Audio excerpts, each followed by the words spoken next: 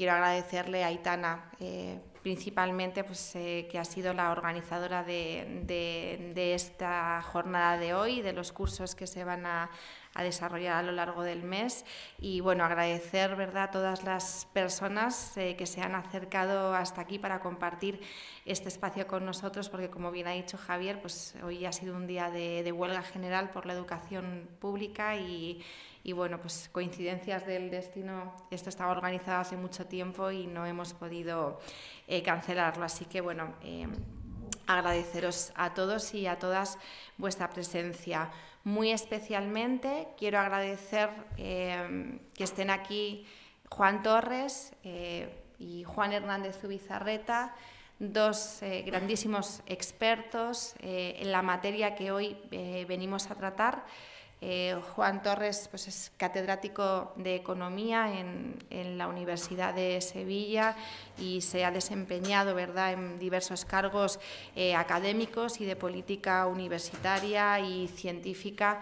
Y bueno, Juan Hernández Zubizarreta es profesor también de la Universidad del País Vasco, es investigador del OMAL, Observatorio de las Multinacionales en América Latina, y experto y autor de numerosos libros relacionados con las empresas transnacionales.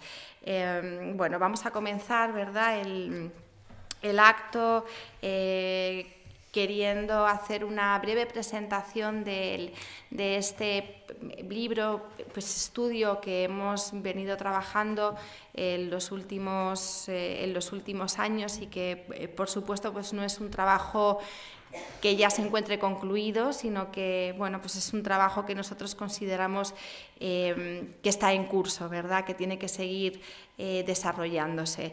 Pero para introduciros en la materia, quería comentaros que en el año 2009 una reconocida analista financiera y profesora de la Universidad de Harvard, Shoshana Zuboff, escribió un artículo que se titulaba «Los crímenes económicos de Wall Street contra la humanidad». En este artículo, la autora hacía un alegato contra la deshumanización del sistema financiero y señalaba cómo la crisis económica había quebrantado los fundamentos económicos y las expectativas vitales de millones de personas, desconfigurando sus vidas. La autora hacía referencia en este artículo al concepto de la banalidad del mal, que fue extraordinariamente desarrollado por la filósofa Hannah Arendt después de los juicios que se celebraron en Jerusalén contra el miembro de las SS Eichmann.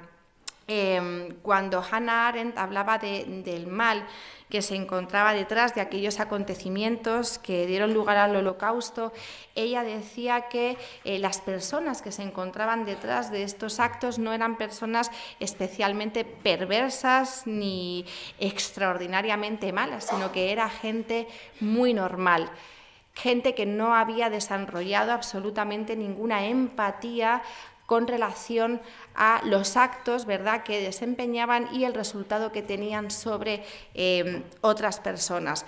Cuando Shoshana Zuboff habla de la crisis financiera, por supuesto, ella no quiere decir que esta fuese el Holocausto, pero sin embargo decía que la crisis económica sí había demostrado que la banalidad del mal se podía encontrar oculta dentro de un sistema extensamente aceptado de negocio que puede poner al mundo entero y a sus pueblos en peligros. Es decir, la autora señalaba que podía poner en jaque a la humanidad. Autores como el propio Juan Torres escribieron artículos sobre esta misma expresión, los crímenes económicos contra la humanidad. Y a nosotros lo interesante de esta propuesta era que se enlazaban dos conceptos. Por un lado, los crímenes contra la humanidad y por otro lado, los abusos de naturaleza económica. Quisiera hacer brevemente un recorrido por la figura de los crímenes contra la humanidad, porque es una figura clásica de derecho internacional, de crímenes de derecho internacional, en las que se recogen las más graves violaciones de derechos humanos que se han venido cometiendo a lo largo de la historia. El origen de esta expresión, crímenes contra la humanidad, parece que tiene que ver con la cláusula Martens que se encontraba en el segundo convenio de Ginebra, que regulaba el derecho a la guerra, y en esta cláusula lo que se venía a decir es que en caso de que no hubiese disposiciones normativas o reglamentarias, la población se debería ver protegida contra cualquier acto de barbarie por los dictados de la conciencia pública y los principios de la humanidad. Este fue el origen de esta expresión crímenes de lesa humanidad. La primera definición técnico-jurídica de esta expresión tuvo lugar en el Estatuto de Nuremberg, por el cual se enjuició y se condenó a los miembros del partido nazi. Y aunque esta expresión se ha ido desarrollando a lo largo del tiempo, tiene su primera definición en un instrumento que es un texto convencional de carácter universal en el Estatuto de Roma de la Corte Penal Internacional, que me imagino todos conocéis, del año 1998. Los crímenes contra la humanidad en el Estatuto de Roma recogían crímenes gravísimos como el asesinato, el exterminio, la tortura, el trabajo forzado, la violación sexual, la prostitución, el embarazo forzado, y decía actos de carácter inhumano que se cometan contra la población civil como parte de un ataque generalizado y sistemático. ¿Esto qué quería decir? Que los crímenes contra la humanidad se correspondían a figuras clásicas de delitos clásicos, pero que se cometían en un contexto determinado, en un principio vinculado a la guerra o a los conflictos armados, y tenían que formar parte de un ataque generalizado y sistemático contra la población civil. Esta figura es una figura importantísima porque pretendía controlar el abuso del poder político o el abuso del poder de los estados contra su propia población. La protección de los derechos humanos a partir del año 1945 alcanza una protección universal. Es decir, es la comunidad internacional la que impone obligaciones a los estados respecto de sus propios ciudadanos. Y esta figura de los crímenes de lesa humanidad es importantísima porque trata de controlar el abuso del poder del Estado contra su propia ciudadanía.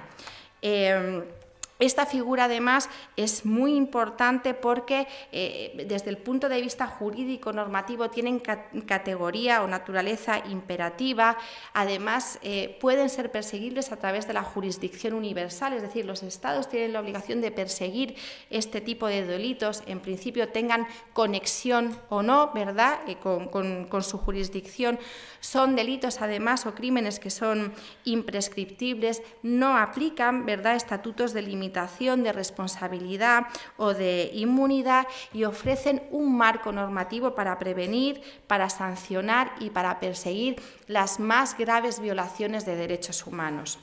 Sin embargo, en el desarrollo, ¿verdad?, de nuestra sociedad contemporánea hemos visto o hemos podido contemplar que existen otras formas de victimizar a la población que no forman parte de este tipo de ofensas tradicionalmente atribuibles al Estado y que en la mayoría de las ocasiones se encuentran desconectadas de la guerra o de los conflictos armados. Se producen en tiempos de paz.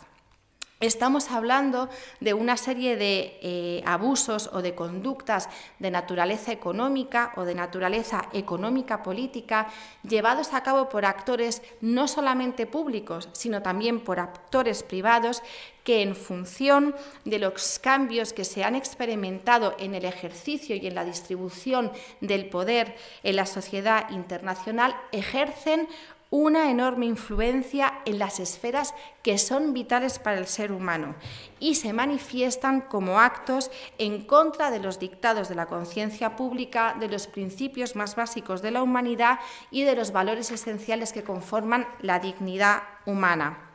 Creo que en nuestro imaginario colectivo, podemos comprender o están presentes las conductas o los abusos económicos a los que nos estamos refiriendo.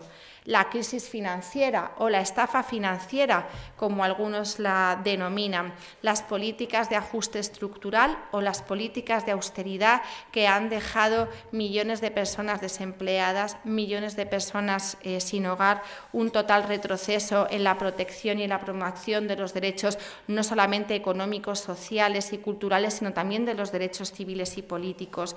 Estamos hablando de los graves crímenes que se cometen contra el medio ambiente. Veamos las grandes catástrofes que han tenido lugar en Nigeria, en Ecuador, por nombrar solamente algunos ejemplos. En nuestras fronteras podemos presenciar la tragedia, ¿verdad?, que están sufriendo las personas refugiadas, sometidas en muchísimas ocasiones al tráfico de personas, la trata de personas sometidas a prácticas de esclavitud o de trabajo forzado y, como no, los grandes abusos que se cometen por el poder corporativo, que tienen ramificaciones en muy diversas escenas. A todo esto es a lo que nosotros hemos querido denominar los crímenes económicos contra la humanidad. Este libro que estamos presentando hoy tiene o ha tenido como objeto, como propósito, preguntarse un poco por la definición de estos crímenes económicos contra la humanidad, sus aristas y sus contornos, hacer o tratar de proponer una aproximación, ¿verdad?, una definición de los crímenes económicos contra la humanidad y tratar de preguntarnos o tratar de ofrecer algunas respuestas a si el derecho internacional y el derecho internacional penal en particular, a través de la figura de los crímenes de lesa humanidad, tal y como hoy está regulada, es capaz de dar respuesta a estos abusos de carácter económico o si, por el contrario, deberíamos forzar la construcción de una nueva categoría, una nueva figura de crímenes de derecho internacional que fuese capaz de regular, sancionar, perseguir y no dejar en la impunidad estos graves abusos económicos que dejan millones de víctimas diarias. Como he dicho antes, este es un trabajo en curso que quiere, más que traer afirmaciones categóricas, dejar sobre la mesa un debate entre la sociedad civil. Y yo creo que para hablar de este tema y para dar entrada a este debate, aquí hoy en Granada, pues voy a pasar la palabra, como hemos dicho, a estos dos grandes expertos que tenemos en el tema, que yo creo que van a profundizar en esta cuestión y van a poder sugerir, ¿verdad?, información suficiente como para que tengamos una charla y un debate abierta entre todos y todas. En primer lugar, pues le paso la palabra a Juan Torres. Gracias, Juan.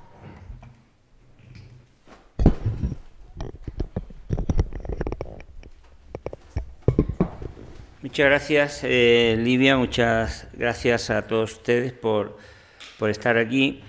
Y bueno, lo que yo puedo hacer en esta intervención es lo único que está a mi alcance, que es pensar en voz alta, de manera que tómense mis palabras pues como fruto incipiente de una reflexión sobre un tema también desgraciadamente todavía incipiente, pero muy importante, como creo que hemos empezado ya a ver, y como una provocación para el debate. Como estamos en un acto de presentación de un libro, del libro de Livia Arenal, pues lo primero que quiero decir es que se trata de un libro, a mi modo de ver, fundamental. Es un libro que viene a convertirse, tengo la seguridad, en una obra de referencia para el futuro, porque es, desde luego, en castellano, si no se me escapa a mí, yo creo que la primera obra en la que se hace un análisis sistemático, profundo, bien hecho, del problema que ya ha empezado Olivia a plantear, de los crímenes económicos contra la humanidad. Es un libro intelectualmente valiente, muy bien escrito, con una magnífica documentación, muy bien planteado, técnica y jurídicamente, que tiene la virtud de navegar bien en tierra ignota, es decir, en un tema que todavía está en la superficie, sobre el cual no hay apenas literatura, sobre el cual no hay coordenadas teóricas y, por lo tanto, referencias intelectuales que permitan decirnos por aquí sí o por aquí no. Así que lo primero que yo quisiera hacer sería felicitarla y, por supuesto, sobre todo agradecerle que haya dedicado su tiempo a este tema, que es fundamental. Estamos hablando de la vida de millones de personas. Es un libro que tiene sangre en sus hojas, en sus letras. Detrás de cada detrás de cada palabra de este libro hay millones de personas. O sea, no es un libro que sea el resultado de una futilidad intelectual, sino es un libro resultado de un compromiso con los seres humanos, que están muriendo a miles cada día. Y es un tema importante. Por lo tanto, mi agradecimiento también y mi felicitación, porque ha hecho bien el trabajo. Yo no soy experto en temas, en crímenes económicos contra la humanidad, no soy jurista, no he estudiado a fondo la cuestión. Lo único que yo puedo aportar es una reflexión que vengo haciendo desde hace años sobre lo que ocurre en el mundo y en la economía internacional. Y lo que yo vengo observando que ocurre en la economía internacional se puede expresar en muy pocas palabras. Cada día mueren 40.000 personas aproximadamente, según las Naciones Unidas, de hambre. 40.000 personas diarias. 40.000 personas. Y hay, según la FAO, capacidad de producción suficiente para alimentar al doble de la población que hay en el mundo. Cada minuto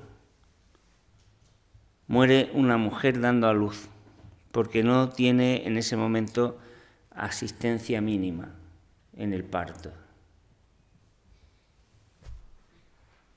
2.700 millones de personas, de 7.000, no tienen acceso a saneamiento básico. Alrededor de 800 millones de personas en el mundo no pueden beber agua limpia, potable. Y detrás de eso está la muerte. Porque claro, es que muere una mujer cada minuto y mueren millones de niños cada año de diarrea.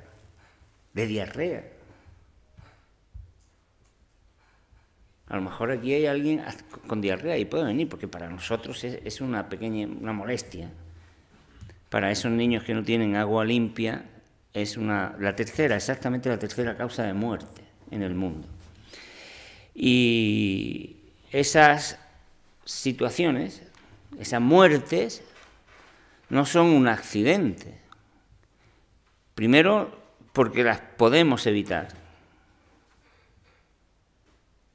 Porque hay recursos de sobra. Y por lo tanto tenemos que preguntarnos cuál es la razón por la que los seres humanos, los gobiernos, quien puede tomar decisiones, no dedica recursos a evitar la muerte. Quien puede evitar la muerte y no la evita, mata. Y en segundo lugar, porque sabemos perfectamente, científicamente, empíricamente, materialmente, como quieran ustedes llamarlo, que tomando determinadas decisiones la consecuencia va a ser la muerte de personas. Eso es lo que yo venido estudiando estos años últimos y he analizado pues lo que ha ocurrido, por ejemplo, en el mundo financiero, cuando se ha dado una completa libertad a los capitales para hacer cualquier cosa que quieran hacer. Por ejemplo, hundir economías, echar abajo gobiernos, destruir monedas, produciendo posteriormente la ruina de pueblos enteros. He estudiado las políticas de ajuste, he estudiado las políticas de austeridad y cuando se empiezan a poner en marcha, no solo sabemos lo que va a ocurrir con las cifras macroeconómicas, sino que sabemos también lo que va a ocurrir con la vida de las personas. Lo que va a ocurrir con la salud de las personas, física y mental. Hoy acabo de escribir un libro, de publicar un artículo, hablando del caso de Holanda, un país con unos datos macroeconómicos magníficos, pero en donde las políticas de austeridad están provocando un incremento desastroso en las enfermedades mentales, en el consumo de antidepresivos y ansiolíticos. Es lo de menos, porque si nos vamos a otros países, lo que las políticas de austeridad han provocado es directamente la muerte. Una persona tan poco sospechosa de izquierdismo, bueno, dicen que es un izquierdista, como es el Papa, escribe y dice que la economía neoliberal de nuestros días mata. Digo yo que si algo mata, tiene que haber alguien que apriete el gatillo.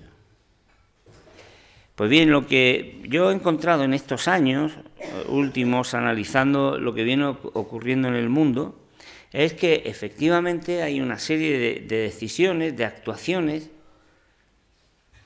de medidas, de políticas que adoptan los gobiernos, los grandes fondos de inversión, la banca, los organismos internacionales, detrás de las cuales inevitablemente viene, como digo, el daño, el sufrimiento de millones de personas. Y cuando se analizan esas medidas o esas políticas, uno se encuentra algunos rasgos. Son medidas que, en contra de lo que suele decirse, no son el resultado de un planteamiento técnico. Se nos dice, no, es que esta medida es una cuestión objetiva, es una cuestión neutra, es una medida técnica. No, son decisiones políticas. Esas medidas tienen un fundamento ideológico, están creadas ideológicamente, están diseñadas, responden a una serie de ideas en contraste con otras ideas que ponen de relieve las consecuencias que van a tener. Son medidas políticas que se sabe el efecto que van a tener. Entre otras cosas porque ya se han adoptado en otros sitios.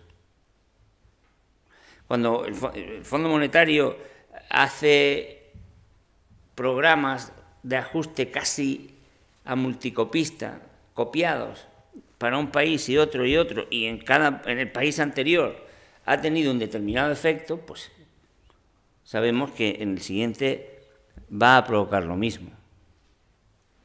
O sea, son medidas políticas, son medidas que responden a principios ideológicos, son medidas cuyos efectos se pueden conocer perfectamente, son medidas además que es fácil evaluar, que tienen balance a favor y en contra de unos y otros grupos de población. Son medidas o políticas que hacen daño, que matan. Cuando los bancos están recibiendo el dinero del Banco Central Europeo al 0% y le prestan a Grecia al 35%, ni un marciano dejaría de darse cuenta de que eso va a provocar un daño inexcusable sobre la economía, pero no se puede hablar de la economía en abstracto, sobre la vida de las personas que se van a arruinar por esa medida. Cuando Bruselas, para que paguen esos préstamos al 35%, obliga a cerrar hospitales en Grecia, no hace falta ser un lince para saber que va a morir gente. ¿O les queda a ustedes alguna duda? Por lo tanto, son políticas que hacen daño. Y que hacen daño no a una persona o a otra, a millones de personas. Hacen daño masivo. Pueblos enteros han sufrido el daño de esas políticas. Ahora es Grecia, pero antes fueron muchos más pueblos y los que vendrán. Entonces, cuando uno comprueba este tipo de medidas, cuando uno comprueba que hay economías que se resienten, que se hunden, porque los fondos de inversión actúan apostando a que se van a hundir. No sé si ustedes conocen el mecanismo de estos llamados productos derivados, que, por ejemplo, pueden consistir en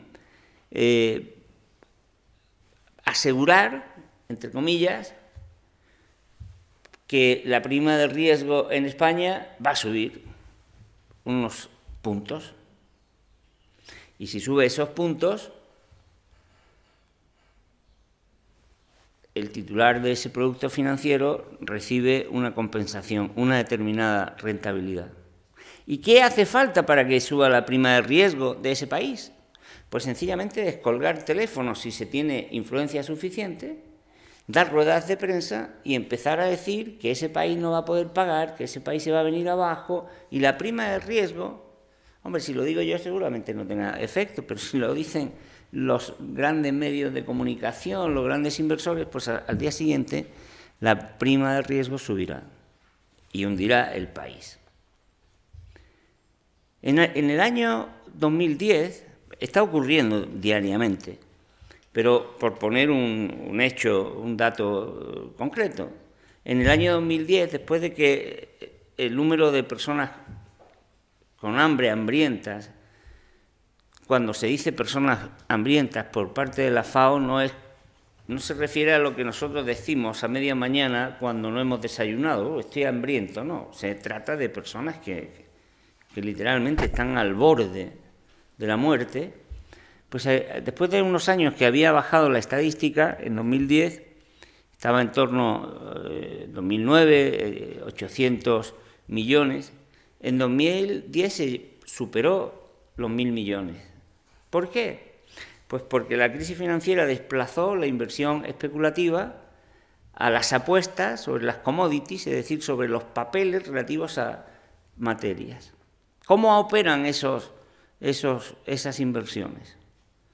La mayoría de los que están aquí son jóvenes, pero a poco que aquí hubiera personas de más de 35 o 40 años que tuvieran a lo mejor algún ahorro en los bancos, pues a lo mejor su ahorro está en esos fondos sin que lo sepa incluso.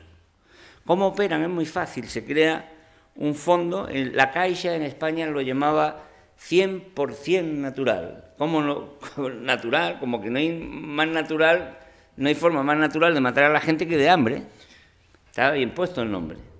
Se llamaba 100%, depósito 100% natural. ¿En qué consistía? Desde 2.000 euros, los ahorradores ponían el dinero en ese fondo y le decían, es un fondo que va a apostar, va a invertir sobre la cotización sobre los precios de una serie de materias primas, arroz, té, café, y si esos precios suben más de un determinado porcentaje en primer, segundo y tercer año, te pago tanto. De tal manera que al final te devuelvo, sea lo que sea, te devuelvo, nunca pierdes. Claro, y es normal que no puedan perder. ¿Por qué? Porque ¿en qué consistía la apuesta? En que si suben los precios, tienes rentabilidad. Pero ¿quién hace subir los precios? El propio fondo. Luego el propio fondo hace que se dé la condición que el fondo busca para tener rentabilidad.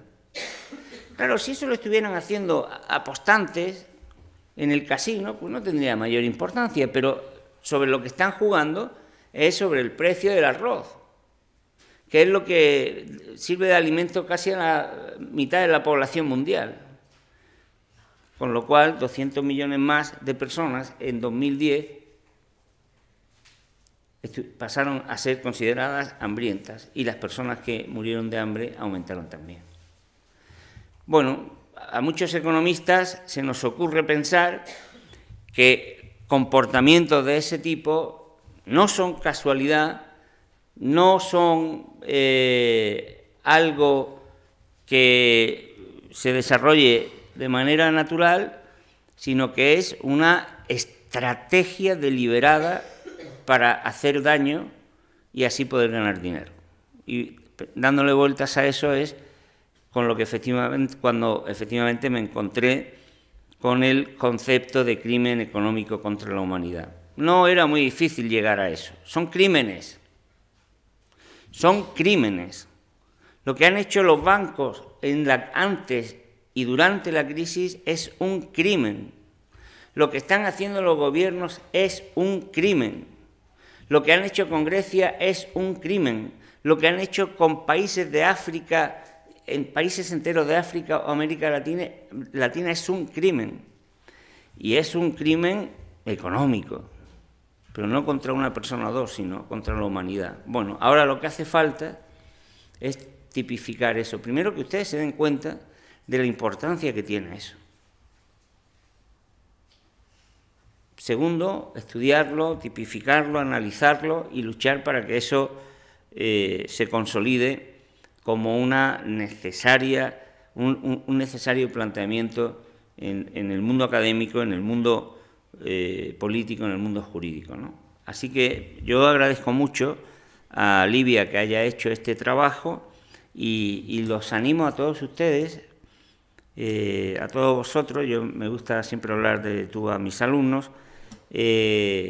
Os animo a que estudiéis este tema, que cuando tengáis que hacer trabajo fin de grado, trabajo fin de máster, tesis doctorales, que penséis que hay que desarrollar teóricamente estas cuestiones, que tenéis que nutrir intelectualmente este planteamiento doctrinal y que es importante que las revistas, que los periódicos, los medios de comunicación, y me atrevería a decir también que en las aulas, en las calles, se difunda la idea de que hay que perseguir el delito económico contra la humanidad, porque son muchos los millones de personas que están muriendo conscientemente como consecuencia de una estrategia de exterminio perfectamente premeditada y organizada. Y nada más, muchas gracias. Muchísimas gracias, Juan. Yo creo que Juan ha hecho un buen repaso sobre uno de los grupos, ¿verdad?, de abusos que nosotros hemos querido abordar en este libro. Juan ha hablado de las políticas de austeridad, de las políticas de ajuste estructural como decisiones, ¿verdad?, técnicas o económico-políticas, pero que son tomadas en contra de los intereses generales de la población. De hecho, ha habido algún caso en el que se ha demandado, creo que fue el primer ministro de Finlandia, por cuestiones relacionadas a estas. También Juan ha hablado, ¿verdad?, de la especulación, pero ¿por qué no?, también del acaparamiento de materias primas, alimentos, incluso recursos naturales que constituyen unas de las peores formas de atentar contra la población civil. Y, por supuesto, los delitos económico-políticos, es decir, o los delitos económicos, los actos de corrupción, transferencia ilícita de capitales, etcétera, etcétera, que pueden llegar a quebrar las economías, ¿verdad?, de los estados y con ello las expectativas y las posibilidades vitales de los millones de ciudadanos que dependen de las decisiones económico y de las decisiones económico-políticas que toman sus gobernantes. Pero no solamente hablamos de conductas, hablamos de actores, de los actores que se encuentran detrás de estas conductas. Y ya no solamente son los estados, ¿verdad?, o el poder o la autoridad pública la que tiene poder o influencia sobre estas esferas que son vitales para la ciudadanía. Estamos hablando de actores privados que hoy tienen o ostentan el mismo o incluso mayor poder que los propios estados. Y Juan Hernández Ubizarreta nos va a hablar de esto. Te paso la palabra, Juan. Gracias.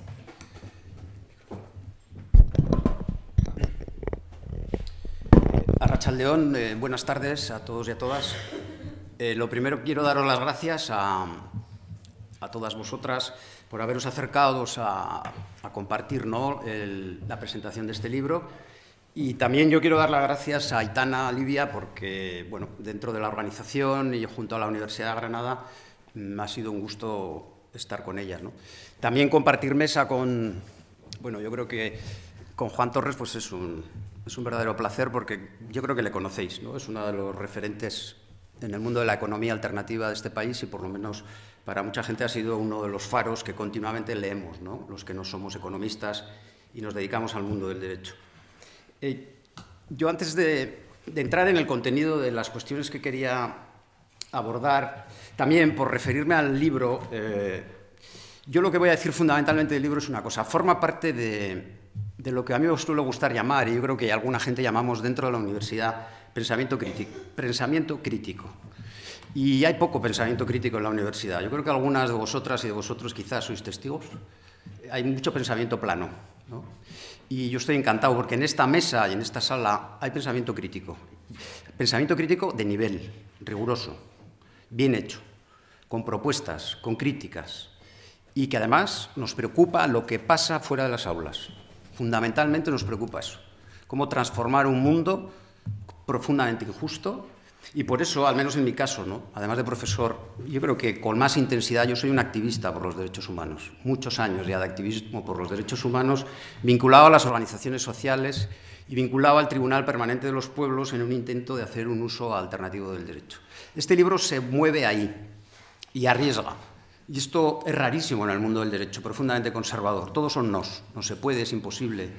Los tratados no lo permiten. El derecho internacional es muy firme. Pero ¿qué va? Cabe la reinterpretación, sobre todo porque a mí me parece que Livia hace algo importantísimo, ¿no? Y es que ya se ha dicho en esta mesa, comprueba lo que está pasando. Y lo que está pasando son conductas que claramente pueden tipificarse y están dentro de crímenes contra la humanidad y que lo que existe en este momento en el sistema de regulación no responde, permite la impunidad. Y hay que avanzar, y ella avanza, ¿no? Y avanza además con propuestas técnicas, pero con propuestas también políticas en el sentido más profundo del término, sobre el crimen económico. Y en el crimen económico, como muy bien se ha hablado aquí, ¿no?, de todos los elementos que este crimen tiene, pero también, como también decíamos, de los sujetos y de los agentes. Por terminar con el libro, que luego hablaremos más de contenido, ¿no? Es un libro que me encanta porque es un tema que me parece que es central en estos momentos, y este libro ya... yo creo que Livia lo sabe, y si no se lo voy a decir desde ahora, nos lo reapropiamos desde el movimiento social. Este libro ya es nuestro, ¿no? Este libro va a formar parte de la campaña Desmantelando el Poder Corporativo y cada una de sus páginas la vamos a discutir. Algunas las vamos a criticar, otras las vamos a proponer, lo vamos a reinterpretar, pero va a ser un instrumento para llevar al banquillo a quienes actúan con una profunda impunidad, provocando daños profundos en los seres humanos y en la humanidad.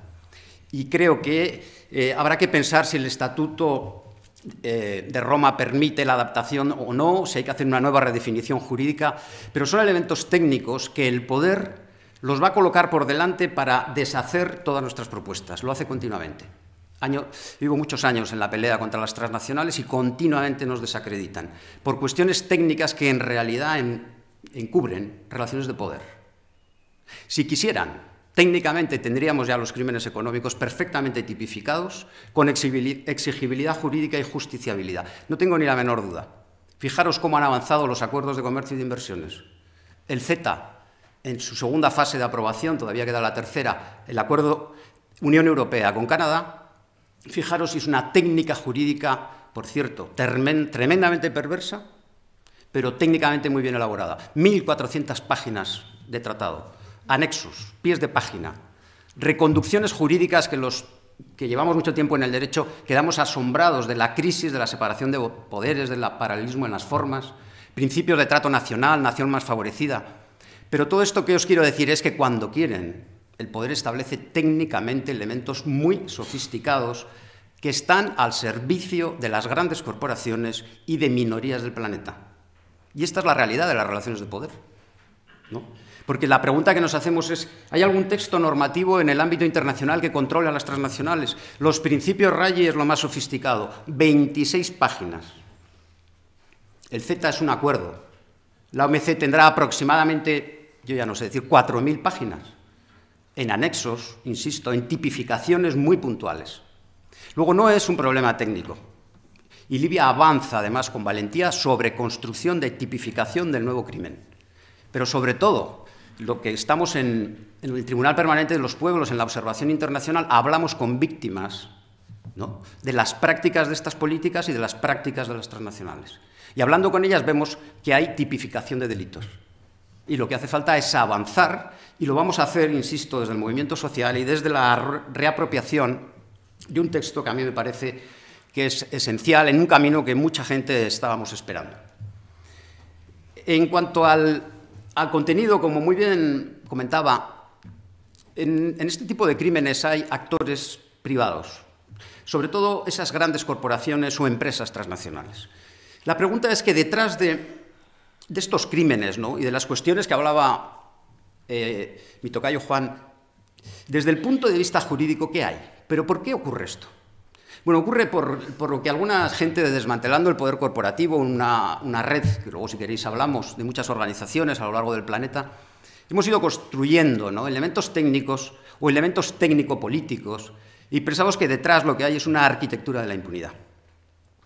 Y como yo voy a hacer una intervención también corta, en la arquitectura de la impunidad, ¿yo qué quiero subrayaros? Una, mirar la vulneración de derechos, ¿sí?, muchos de ellos que entrarían bajo la tipificación de crimen económico internacional, otros de graves vulneraciones de derechos, se producen de una manera sistemática. Y esta es una afirmación grave la que hago. Es sistemático. No es una minera canadiense en un país concreto de América Latina. Es sistemática la vulneración porque hay una arquitectura de la impunidad. Y esto es lo que hay que, de alguna manera, analizar, esta arquitectura de la impunidad. ¿Por qué en el sector textil? Se ha hablado de otros, pero no hemos hablado del textil. ¿Por qué, no?, en el Rana Plaza de Bangladesh mueren 1.000 personas? Y preguntémonos, ¿qué responsabilidades ha habido? ¿De qué tipo de empresas que estaban allí? Por cierto, entre ellas el Corte Inglés, ¿no?, y Mango, entre otras. ¿Qué responsabilidad han tenido? Que nos lo digan. Ahora, han pasado 3 años. ¿Qué han hecho? Nada. Pagar un dinero voluntariamente. Esto, 1.000 personas muertas porque les cae el edificio, se puede deconstruir por el tema técnico de la subcontratación en la cadena, de la que luego, si queréis, hablamos. O sea, un elemento de técnica jurídica que rompe la gravedad de ese acto. No puede ser. ¿No? Y esto es porque hay arquitectura de la impunidad.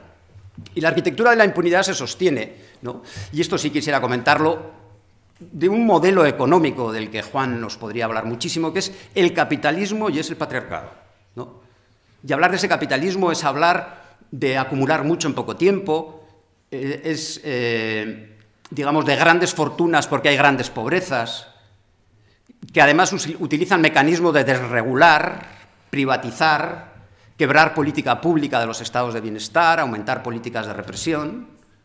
Y además hay un patriarcado unido al tema del capitalismo, ¿no? Las mujeres sufren una explotación en el mercado de trabajo, pero también se produce una apropiación gratuita, ¿no?, de los derechos reproductivos. Y hay una división sexual del trabajo, y hay unas cadenas globales del trabajo. Y es más, como dice Silvia Federici, ¿no?, parece que se está volviendo a la apropiación primitiva, donde los hombres desposeídos de la tierra se les entregaban los cuerpos de las mujeres. Ahora ocurre exactamente igual. El hombre golpeado como sujeto, ¿no?, proveedor en su imaginario patriarcal del salario en el interior de la familia, por la quiebra de la crisis económica sufre esa quiebra de la entrega del salario y carga brutalmente, como son los feminicidios de Juárez, contra las mujeres en una fase dura y cruel del asesinato. Este es el telón de fondo de la arquitectura de la impunidad. Y ahora podemos hablar de capitalismo, pero algunos ya tenemos años, ¿no? Y antes de la crisis, quienes usábamos la palabra capitalismo en las universidades nos decían: están desfasados, no saben lo que dicen. No, esto es el capitalismo, un capitalismo cruel, que además se sostiene en la arquitectura de la impunidad sobre, como os digo, una vulneración sistemática de derechos.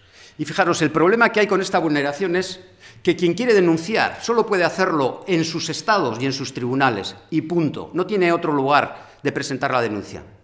Y por lo tanto, algunos decimos: ¿quién mentirá? ¿Las memorias de responsabilidad social corporativa de las empresas? ¿O quienes hacemos denuncias de la mano de relatores de Naciones Unidas, de la mano de ciertos comités internacionales, del Tribunal Permanente de los Pueblos? Nosotros y nosotras ponemos las denuncias encima de la mesa. Cuando quieran, como quieran y donde quieran, confrontamos quién dice la verdad o miente. Pero ¿por qué no hay una estructura de inspección pública en un centro internacional de empresas donde podamos hacer la denuncia y comprobar, ¿sí?, si las miles, cientos de páginas de las memorias de responsabilidad social corporativa dicen la verdad? ¿O lo que ocurre es que no hay un sistema que permita la inspección clara de lo que está ocurriendo? Esta es una primera demanda que hacemos, en lo que no me va a dar tiempo a hablar, pero también en las preguntas. Estamos trabajando en el seno de Naciones Unidas, en el Consejo, en la preparación de un tratado. Quienes estamos en los movimientos manejamos bien los espacios y los tiempos, hace mucho tiempo. Los manejamos bien. Sabemos que queremos cambios de paradigma, cambios estratégicos de largo plazo, pero sabemos dar respuestas puntuales y concretas a cómo hombres y mujeres sufren las garras del poder corporativo. Pero, como os decía, en la arquitectura de la impunidad lo que existe es una gran cadena de dominación. Esta cadena de dominación tiene múltiples eslabones. Pero la idea central, ¿qué es? Que los derechos de las corporaciones, en su lógica de poder corporativo, están blindados en el ámbito jurídico internacional. Máxima protección. Quien sea jurista, y quizá aquí compartimos entre gente que sabemos del mundo del derecho, pero si no, tampoco importa, porque la idea es que son derechos ejecutivos, coercitivos, imperativos. Es decir, que se tienen que cumplir.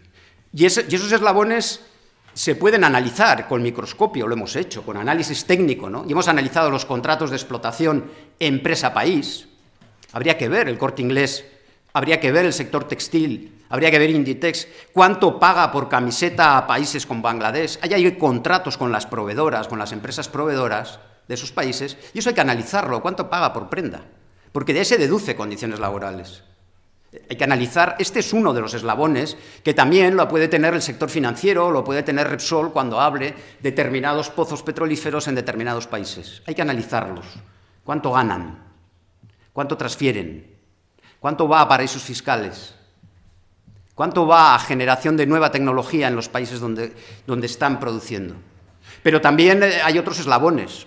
Aquí se ha hablado, y ahí no me voy a parar, las políticas en general de las instituciones económicas financieras, de esas estructuras, Fondo Monetario, Banco Mundial, bancos regionales, en la Unión Europea la extinta Troika, que muchas de ellas habría que preguntarnos quién las elige, quién las controla, sobre qué tesis trabajan, quién evalúa sus políticas. Pero os aseguro que a una persona del campo de Granada, del campo andaluz, del campo de Camerún, del campo de Dinamarca o de mi tierra, Euskal Herria, les preocupa muchísimo más lo que se decide en estas estructuras opacas, ¿no?, que lo que ocurre en muchos de los parlamentos. Y empiezo a no exagerar, ¿no? Quizás subrayo el argumento, pero este es un tema fundamental porque es otro eslabón de la arquitectura de la impunidad. Y el otro es la privatización del derecho por tribunales arbitrales, privatización, perdón, del Poder Judicial. Luego podemos hablar, pero son tribunales privados de máxima eficacia que protegen el blindaje profundo, ¿no?, de los derechos de la transnacional. Y frente a esto, las obligaciones de la transnacional, si nos fijamos, preguntemos, ¿quién controla a las corporaciones, a las grandes corporaciones en sus prácticas claramente llenas de impunidad, impunes? ¿Le controla el Estado de origen? Ningún gobierno, ninguno, y la afirmación arriesgo, pero no tengo ningún problema porque no arriesgo demasiado. Ningún gobierno en la transición de este país ha controlado para nada a las empresas transnacionales de nuestro país. Todo lo hacen bien. Además, forman parte de la marca España, aparato ideológico que lo que permite es que actúen sin ningún tipo de dificultad. Hagan lo que hagan, vayan donde vayan, todo lo hacen bien y generan beneficios, sobre todo para los bolsillos de sus miembros, pero dicen que beneficios no sé a quién. Porque la pregunta es, analicemos la internacionalización de empresas, analicemos las prácticas de estas empresas transnacionales, pero el país matriz no lo hace, ni por vía de extraterritorialidad judicial, ni por vía de control de sus prácticas, ni tan siquiera de control diplomático de lo que ocurre. Las delegaciones diplomáticas son favorables a la transnacional. Cuando el rey viaja a Arabia, preguntar, ¿habrá preguntado a los sindicatos, a las ONGs, a los movimientos de derechos humanos, o será que le acompañan todos los del IBEX 35? Y cuando el Lehendakari de mi comunidad autónoma viaja, ¿con quién viaja? ¿Y el presidente Rajoy? ¿Y por qué? ¿Y a quiénes visitan? ¿A las cámaras de comercio de los países de allá? ¿Qué pasa? ¿Que no hay organizaciones sociales? ¿No hay organizaciones de derechos humanos? ¿No debería medirse? Este es un problema de que no lo hacen desde el control del Estado matriz y menos desde el control del Estado huésped. Aquí no voy a entrar en detalles, las responsabilidades son diferentes, pero quizá por un país que conozco bien como juez del Tribunal Permanente de los Pueblos es México. En México no hay control de la transnacional. En México hay alianza corporativa, gobiernos muy corruptos y oligarquía mexicana. Eso es lo que hay en México. Y por lo tanto no van a controlar, todo lo contrario, van a preparar pista de aterrizaje para la corporación transnacional. Legislación favorable en la línea de la desregulación, en la línea de la privatización, en la línea de quiebra de política pública y aprobación de normativa favorable a la transnacional. El NAFTA, el acuerdo de comercio, se mueve en esta línea, pero todo el punto de legislación en México, como puede ser incluso la privatización, como sabéis, de los pocos resquicios que quedaban de la Revolución Mexicana. Pero no es un hecho aislado México, no es un hecho aislado. Ya lo decía el Senado español en el 2010. Si yo os hago una pregunta en bromas, ¿no? Ya lo decía. Una comisión específica para el estudio de las prácticas de empresas transnacionales en América Latina. El eje del bien, seguridad jurídica máxima, y claro, a en su contrario, esto ya es de mi cosecha, digo yo que habrá un eje del mal. Estar seguro que acertáis si me decís cuál es el eje del bien. ¿Para quién? ¿Para la seguridad jurídica de la inversión? ¿Para la seguridad jurídica de las mayorías sociales de sus pueblos? ¿Para la defensa del derecho internacional de los derechos humanos? ¿O para la defensa del comercio y de las inversiones de las corporaciones? ¿Será que el eje del bien, según el Senado español del 2010, no? ¿Será que es México?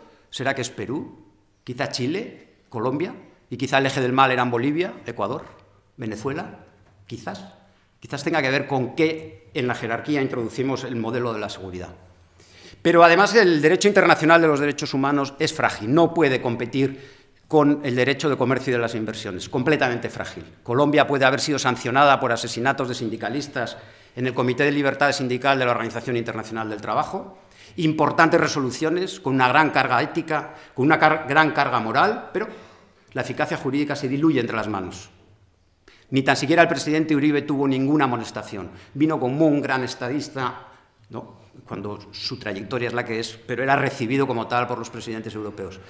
No importaba nada lo que dijese la Organización Internacional del Trabajo, importaba lo que dijese el los tribunales de arbitraje, las políticas económicas institucionales y los acuerdos de comercio y de inversiones.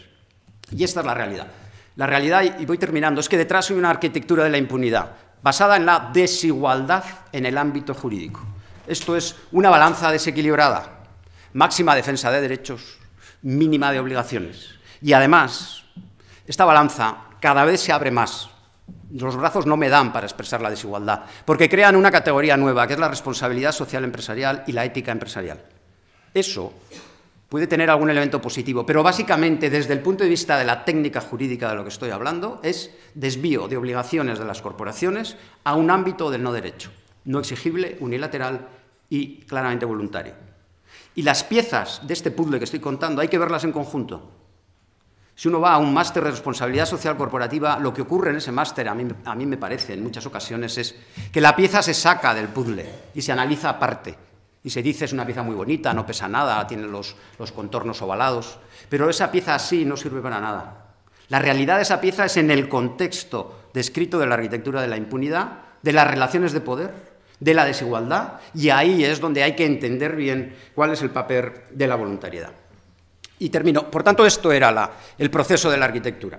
Está claro que si lo llevamos a ejemplos, tenemos múltiples ejemplos. Por un lado, lo comentaba Juan y Livia, ¿recordáis? Podíamos ir a cosas más concretas, pero es que me pareció tan fuerte, ¿no?, lo que hizo la Troika con Grecia. Eso es imperatividad de un tipo de normas, de defensa a los especuladores, de defensa a la banca. Daba igual lo que le pasaba al pueblo griego, y da igual lo que hoy le está pasando al pueblo griego. Y ahí hay una conducta a tipificar. Y ahí hay crimen económico internacional. Y ahí hay responsables de ese crimen, que son los responsables de la Troika. Y hay nombres y apellidos de los responsables de lo que haya ocurrido.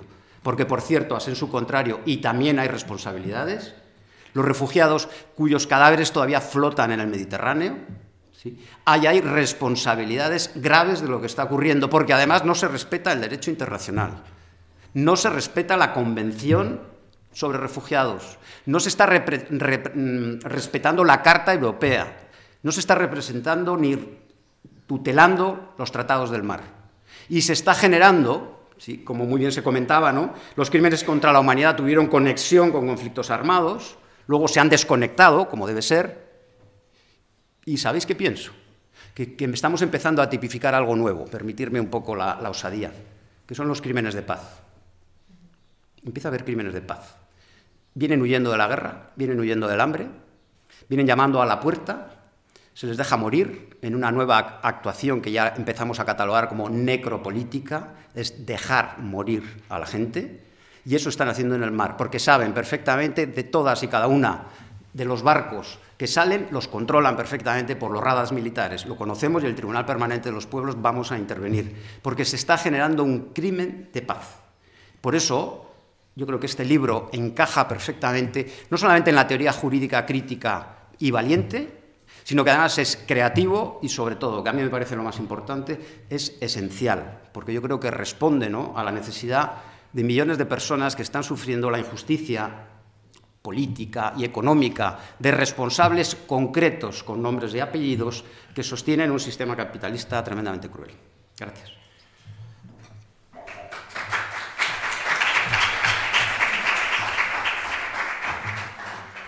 Muchísimas gracias, Juan, también por tu intervención. Bueno, solamente quiero traer a colación un comentario antes de introducir, ¿verdad?, el diálogo entre todos nosotros y nosotras. Bueno, pues la verdad es que este estudio no ha tenido el propósito de obtener reconocimiento académico, sino que el propósito que nos ha movido siempre ha sido el reconocimiento de las víctimas, porque todos estos crímenes económicos dejan víctimas invisibilizadas. Lo que no está escrito no existe. Lo que no se reconoce no existe, y nosotros hemos querido señalar que evidentemente estas son víctimas iguales a las de cualquier otro crimen. Y en el día de hoy quiero hacer mención a Pablo Fajardo, que es un gran amigo de las personas que están en esta mesa y que para mí ha sido una inspiración. Y hablando de la impunidad de las corporaciones, pues quiero señalar muy brevemente este caso que, como he dicho, para mí ha sido muy inspirador y es un ejemplo paradigmático de lo que son estos crímenes económicos y de la impunidad de las grandes empresas. Y con estas palabras que dejo quiero abrir el debate. La Texaco Chevron ha operado durante más de 40 años en la Amazonía ecuatoriana. Ha dejado más de 2 millones de hectáreas contaminadas, todo el ecosistema dañado y más de 30.000 víctimas de esa contaminación ambiental. Víctimas de una generación presente, pero imaginaros cuáles son las víctimas de las generaciones futuras. Pablo y las 30.000 víctimas de la Texaco en Ecuador llevan más de 20 años litigando contra la empresa. Ha habido todo un circuito judicial que comenzó en Estados Unidos y que posteriormente se trasladó a Ecuador por presión de la propia empresa transnacional. La empresa está condenada por una sentencia firme, a pagar cerca de 10.000 millones de dólares a las víctimas en concepto de compensación o de reparación, perdón, de los daños ambientales. Pero esa sentencia no se puede ejecutar. No se puede ejecutar en Ecuador y a día de hoy no se ha podido ejecutar en ningún país del mundo. ¿Por qué? Porque las empresas transnacionales están organizadas en una red tan compleja que es imposible poder ejecutar o poder captar fondos de la empresa. No se ha podido ejecutar la sentencia a día de hoy. Y no solamente eso, la empresa transnacional ha demandado al Estado de Ecuador ante los tribunales internacionales de arbitraje por haber incumplido los tratados internacionales de comercio y de inversión y le ha querido hacer responsable de la demanda que han presentado las 30.000 víctimas contra la empresa. Este es uno de los mayores ejemplos que tenemos hoy de crímenes económicos relacionados con los graves daños al medio ambiente y de la impunidad de las grandes empresas transnacionales. Así que, bueno, yo creo que desde esta mesa el reconocimiento a Pablo Fajardo como abogado de las víctimas y el reconocimiento a la Asociación de Afectados por la Texaco en Ecuador por esta labor draconiana que están llevando de defender los derechos humanos de las poblaciones contra el poder de las empresas transnacionales. Bueno, pues con esto queremos trasladaros la palabra a vosotros y bueno, pues verdad, observaciones, comentarios, críticas, preguntas serán pues muy bienvenidas. Gracias.